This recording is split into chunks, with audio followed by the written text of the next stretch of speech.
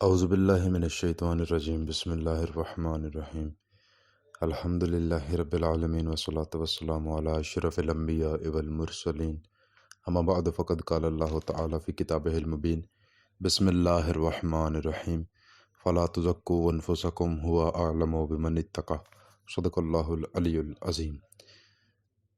میں اس کے نام سے کرتا ہوں ابتدائے سخن، ضمیر کن سے اگاتا ہے جو زمین و زمن، وہی تو ہے جو ہواؤں کو دے کر اذن خرام، سمندروں کی جبیں پر ابھارتا ہے شکن، جو بندگی کو ہدایت کا نور دیتا ہے، جو آگہی کو سکھاتا ہے مصطفیٰ کا چلن، جھکا میں سامنے اس کے تو سرخرو بھی ہوا، نہ ہاتھ شل ہوئے میرے نہ ہے زباں میں تھکن۔ السلام علیکم ورحمۃ اللہ وبرکاتہ۔ امید ہے تمام ناظرین خیر وافیت سے ہوں گے اور دعا ہے کہ خالق اکبر سب کو اپنی حفظ و امان میں رکھے۔ محترم ناظرین، بڑھتے ہیں معرفت نفس کے عنوان کے حوالے سے اپنی دوسری ویڈیو کی جانب۔ گزشتہ ویڈیو میں قرآن و حدیث سے نفس کے حوالے سے گفتگو کی تھی، وہیں سے آغاز کرتے ہیں کہ ہمیں اپنے نفس پر قابو رکھنا کتنا ضروری ہے اور اس کے فائدے کیا ہیں۔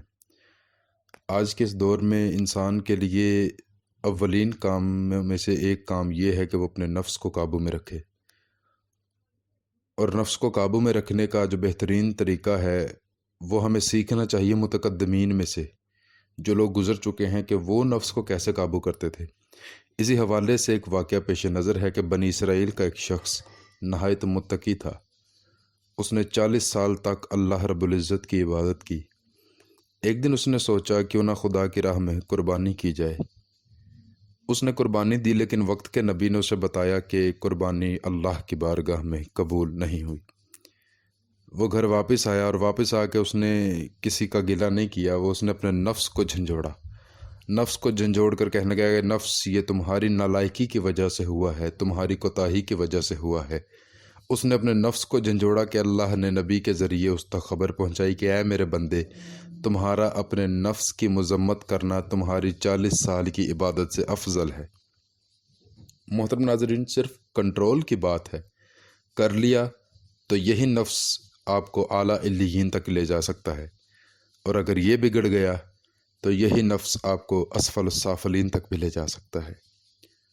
تذکرۃ الاولیاء نامی کتاب میں ایک شخص کا واقعہ درج ہے کہ ایک شخص اتنا پرہیزگار تھا کہ اس نے کبھی مٹھائی کا استعمال نہیں کیا، ہر اس چیز سے اجتناب کرتا تھا جس چیز کو اس کا نفس کہہ رہا تھا کہ مجھے اس چیز کی طلب ہے۔ وہ شخص اتنا پرہیزگار تھا، دن کو روزہ رکھتا اور رات کو ایک روٹی سے افطار کر لیتا۔ بشری تقاضا ایک دن وہ بیمار ہو گیا، اس کا دل چاہا کہ گوشت کھاؤں، لیکن صبر کرتا رہا۔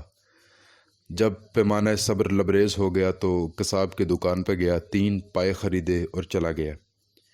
دکان سے دور جا کر اس نے پائے نکالے اور 3 مرتبہ سونگ کر کہا، اے نفس، تیرے لیے اتنا ہی کافی ہے۔ یعنی کہ دیکھیے اتنا تقوی، اتنا نفس پہ کنٹرول کہ اس نے صرف سونگ کر ایک فقیر کو دے دی اور کہا کہ اے نفس، تیرے لیے اتنا کافی ہے۔ پھر بولا، اے میرے بدن، جو میں تجھ پر سختی کرتا ہوں یہ کوئی دشمنی نہیں، بلکہ یہ ایسا سرمایہ ہے جس کا نتیجہ ایسی نعمت ہوگی جسے کوئی زوال نہ ہوگا۔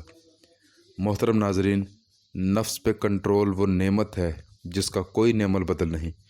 یہی وجہ ہے کہ حضرت علی نے ارشاد فرمایا، نفس سے جہاد جنت کی قیمت ہے۔ جس نے نفس سے جہاد کیا اس نے اپنے تقوی کو مکمل کر لیا۔ اللہ رب العزت کے حضور دعا ہے کہ ہمیں اپنے نفس کے خلاف جہاد کرنے کی توفیق عطا فرمائے۔